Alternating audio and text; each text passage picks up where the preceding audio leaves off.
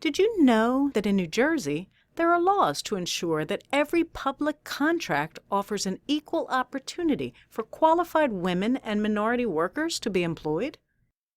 You might be wondering how New Jersey enforces this law. Well, it's through a program called the Public Contracts Equal Employment Opportunity Compliance Monitoring, and it's administered by the Division of Purchase and Property. So our company is interested in doing business with the state of New Jersey, and we just put in a proposal for a $60 million contract with the Department of the Treasury. The department said something about an EEO certificate in language or affirmative action evidence or something.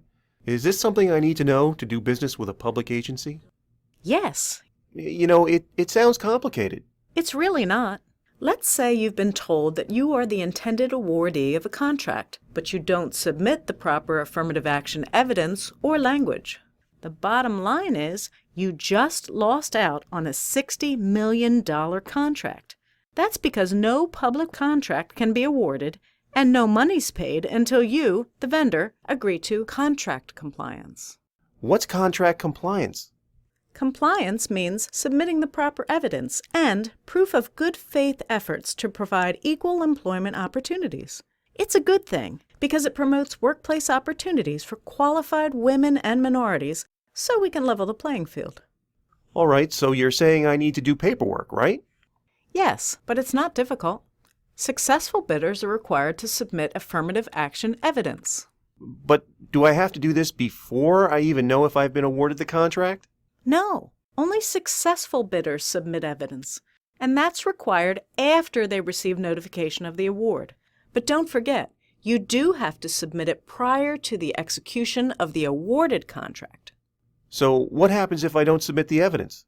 Well, the contract may go to the next responsible bidder, meaning a bidder who submits the proper evidence at the time of the award.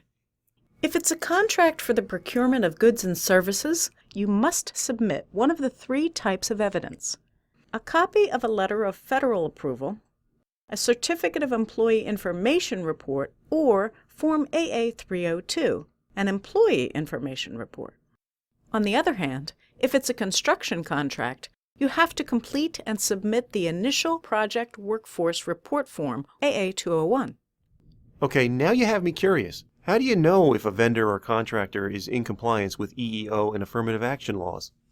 The division monitors compliance through site visits to vendors to provide guidance as to how you can meet the requirements of contract compliance and audits of the public agencies awarding the contracts. Vendor certifications and site visits ensure that every public contract made by the state of New Jersey is awarded to an entity that complies with affirmative action and equal employment opportunity regulations. You know, if I get the contract, it doesn't seem like a big thing to do in order to do business with the state. We're here for you. If you need more guidance, visit our website at nj.gov/treasury/contract_compliance.